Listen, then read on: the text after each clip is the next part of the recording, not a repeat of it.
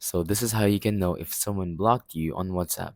Let's go ahead and open up the app and then find the person's chat that you want to see if they blocked you. So here we are.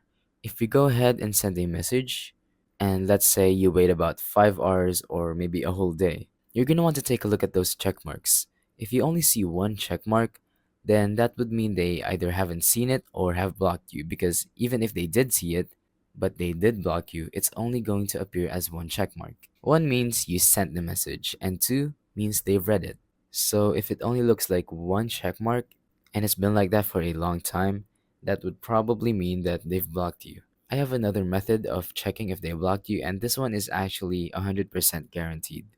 If you're in a group chat and you go ahead and check the members and you don't see them there, that 100% means that they've blocked you, because you can't actually see someone's contact in a group chat if you've blocked them or if they've blocked you. So you're going to want to add them to a group chat or see if you're already in a group chat with them, and then check the chat members and see if their contact is right there. If it isn't, but you're 100% sure that they're in that group chat, that means they blocked you.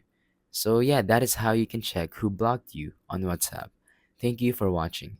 Don't forget to leave a like, subscribe, and let us know in the comments down below if the tutorial worked or if you have any questions. Thank you and goodbye.